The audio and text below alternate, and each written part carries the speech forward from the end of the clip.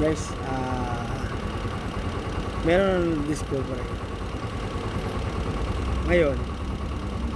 Syempre dati galing na ako sa ganitong klase small cc na motor.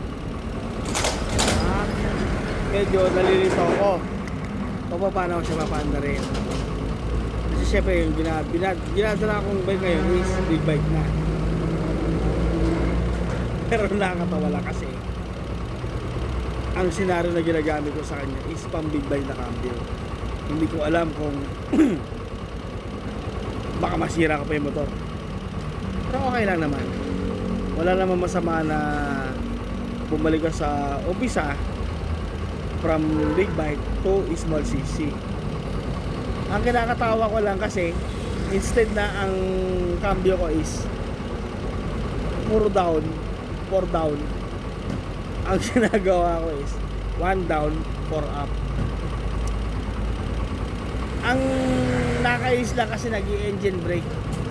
Hindi ko siya mapigilan na mag-engine brake kasi nga hindi siya hindi ganun yung klase ng cambio niya. Ang cambio niya is puro pababa. Hindi kagaya ng ginagamit ko na motor is 1 down, 4 up. So ngayon nangangapa ako kung paano ko mapandar ulit ang motor. Bigyan nyo nga ako ng konting bigyan nyo naman ng konting review.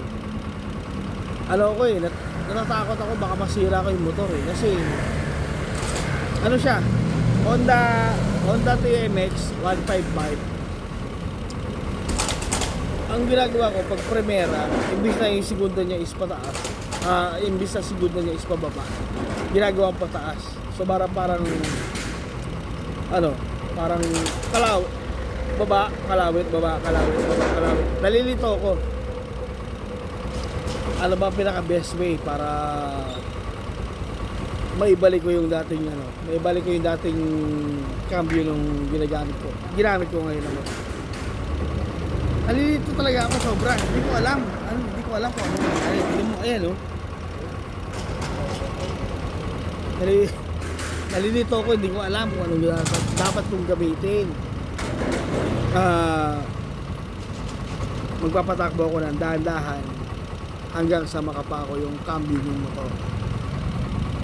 I-recall ko lang yung sarili ko kasi baka masira, nakakaya sa may-ari.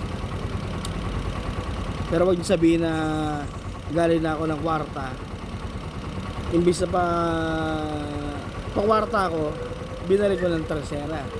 Hindi ko kasi alam nakalimutan ko na 7 years na ako hindi na gumagamit ng ganitong klase motor Nasanay ako sa motor ko na 1 down, 5 up, tapos ang bawas niya is puro pababa. Ngayon pag kumakambyo ako ng pababa, nakalimutan ko na ang dala ko lang pala is small cc. Pero okay lang yun, lahat naman tayo nagkakamali. Konting review lang, di ba? Kaya sa inyong mga kagaya ko na galing sa small cc tapos pumunta ng medyo mataas, huwag nyo sana kalimutan yung kung saan kayo nang galing, para kahit pa paano pag ginamit yung sasakyan hindi siya masira. Hindi kagaya ko, sorry po, sorry sa may hindi ko sinasadya na masira, pero hindi naman siya nasira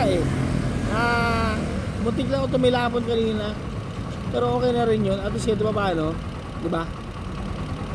Okay na ako na bahala, na-review ko na, okay na ako.